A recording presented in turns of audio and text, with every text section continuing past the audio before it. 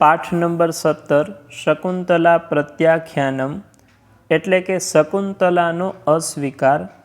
તો પ્રસ્તાવના આપણે જોઈએ કે મહાકવિ કાલિદાસ સંસ્કૃતના સુપ્રસિદ્ધ કવિ છે। તેમની ખ્યાતિ દેશ દેશાંતરમાં છે। તેમણે 3 નાટકો, 2 મહાકાવ્યો અને 2 ખંડકાવ્યો એમ કુલ 7 કૃતિઓ રચી છે। તો 3 નાટકો છે, તો એ 3 નાટકોમાં પહેલું છે માલવિકાગ્નિમિત્રમ, બીજું વિક્રમોર્વશીયમ અને ત્રીજું અભિજ્ઞાન શાકુંતલમ। અને મહાકવિ કાલિદાસના 2 મહાકાવ્યો છે રઘુવંશમ અને કુમારસંભવમ, અને 2 ખંડકાવ્યો છે, એક મેઘદૂતમ અને બીજું છે ઋતુસંહારમ। તો આ બધી રચનાઓ છે એ મહાકવિ કાલિદાસજીની છે। અને અભિજ્ઞાન શાકુંતલ એ કવિ કાલિદાસની સૌથી વધારે અને સુંદર કૃતિ છે।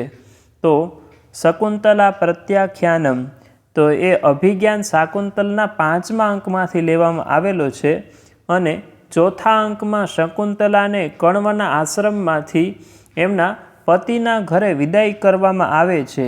તે સમયે તાપસ વૃદ્ધા ગૌતમી અને 2 ઋષિકુમારો સાથે જાય છે, અને ત્યાં જે ચર્ચા થાય છે તો એ ચર્ચા અહીંયા મૂકવામાં આવેલી છે। તો હવે આપણે પાઠને સમજીએ। રાજા બોલે છે, કિમ આજ્ઞાપયતિ ભગવાન કણવઃ, ભગવાન કણવે શી આજ્ઞા આપી છે?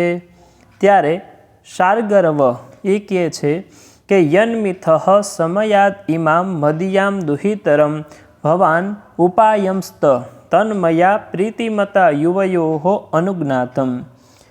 શાર્ગરવ કહે છે કે ભગવાન કણવએ એવી આજ્ઞા આપી છે કે તમે બંને પરસ્પર સંમતિથી કણવ ઋષિની પુત્રી સાથે એટલે કે શકુંતલા સાથે દુષ્યંત અને શકુંતલાએ બંને એકબીજાની સંમતિ સાથે વિવાહ કર્યો છે।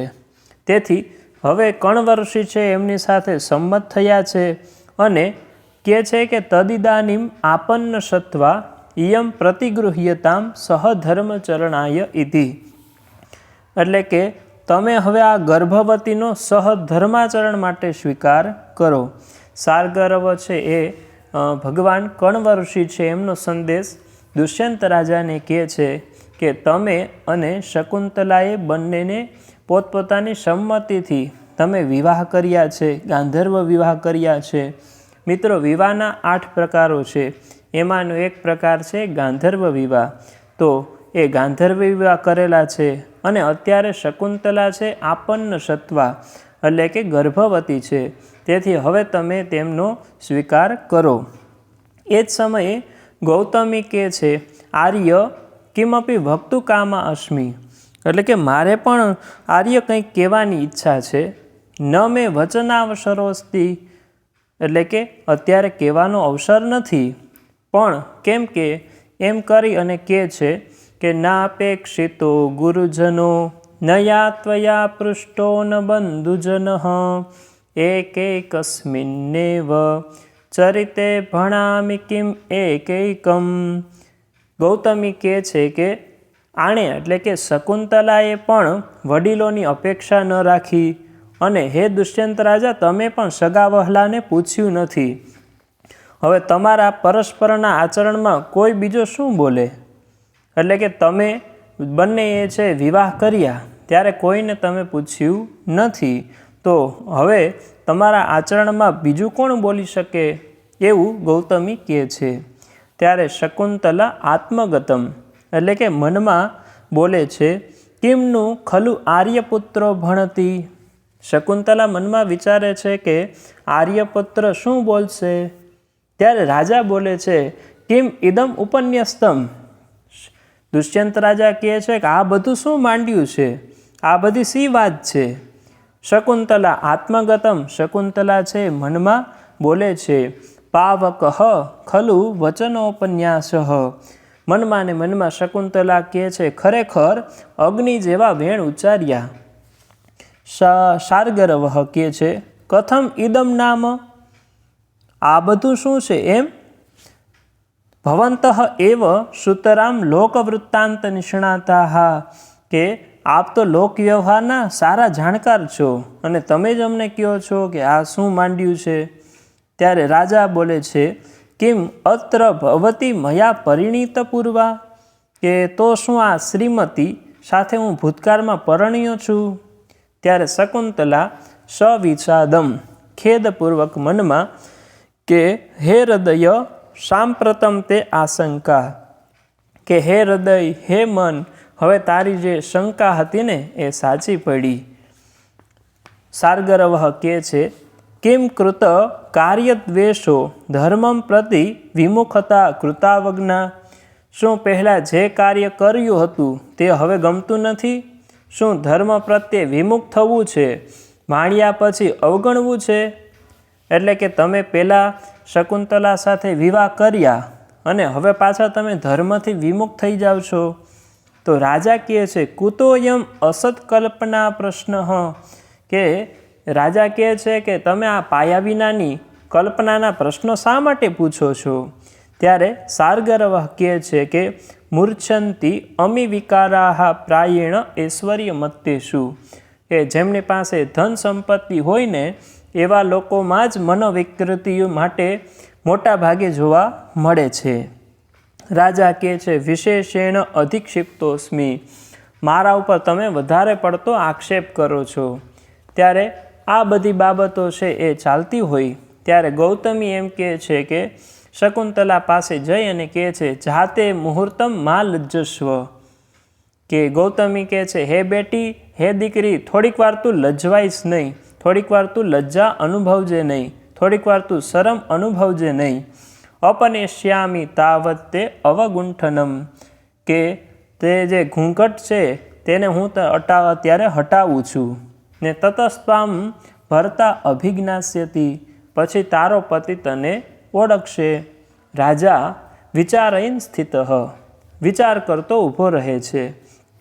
એટલે કે ગૌતમી છે શકુંતલા પાસે જાય છે અને કહે છે કે દીકરી, તું લજ્જા અનુભવજે નહીં, અને એનો ઘૂંઘટ છે એ ઉપાડે છે.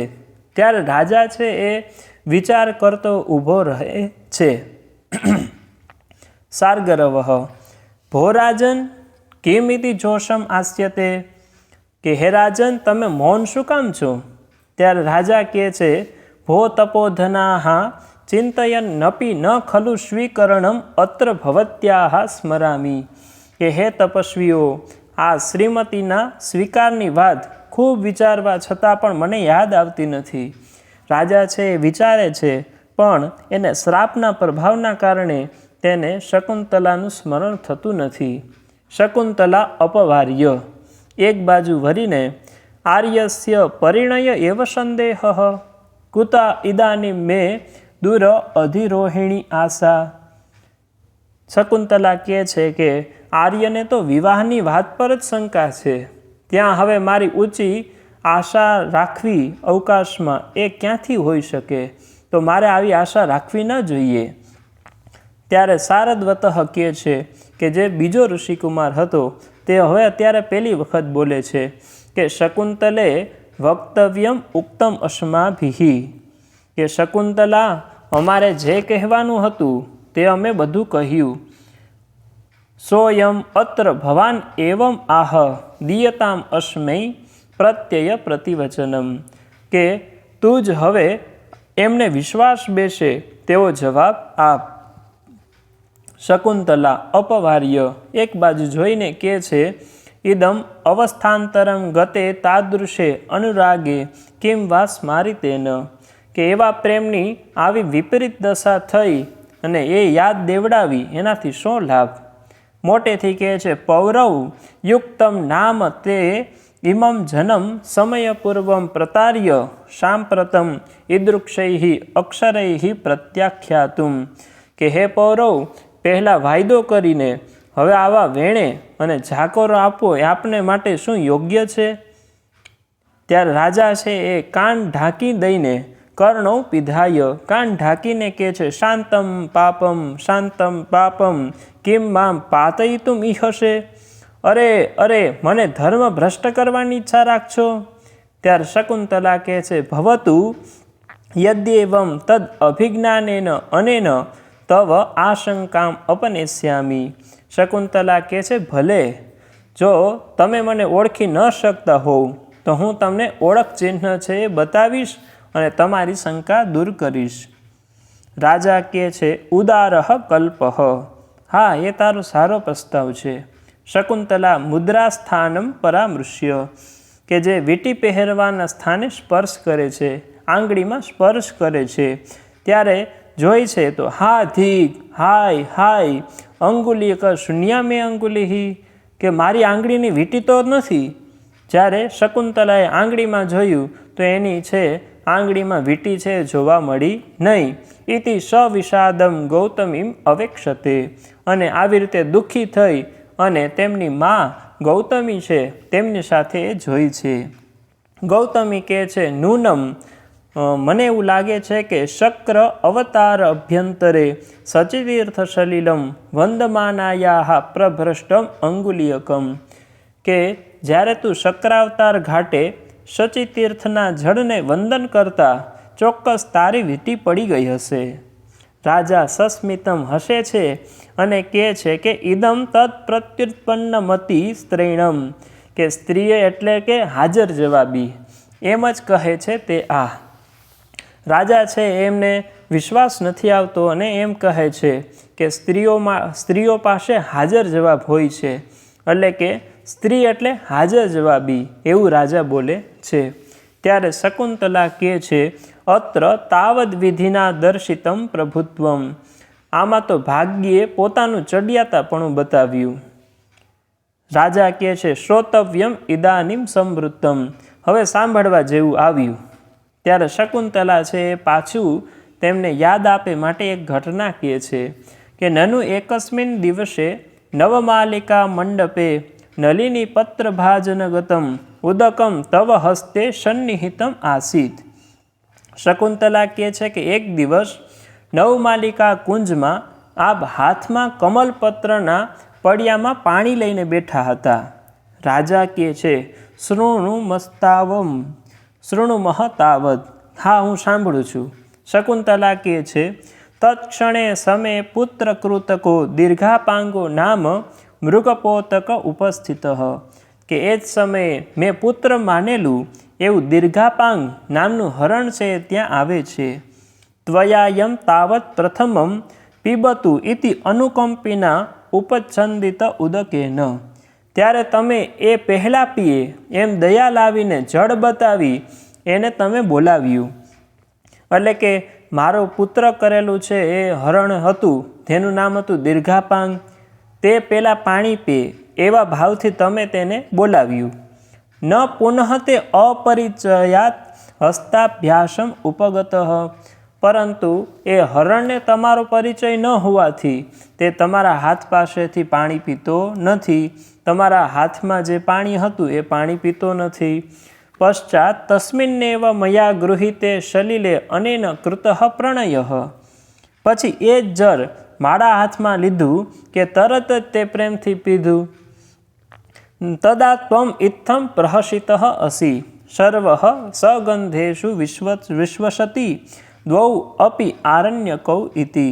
ત્યારે તમે મને હસતા હસતા કહ્યું કે બંને છે એ જંગલીઓ છો, એમ કે સૌને પોતપોતાની જાતવાળા ઉપર વિશ્વાસ હોય અને તમે બંને ખરા જંગલી છો, તો એવું તમે મને કહ્યું હતું. ત્યારે રાજા છે એને વિશ્વાસ નથી આવતો અને કહે છે, એવમ અનૃતમય ભાંગ મધુભિ આકૃષ્યંતે વિષયિણઃ, કે આવા જૂઠ બોલવાથી તો જે વિષય લોલુપ હોય ને એ વ્યક્તિ આકર્ષાય, હું આકર્ષાવ નહીં.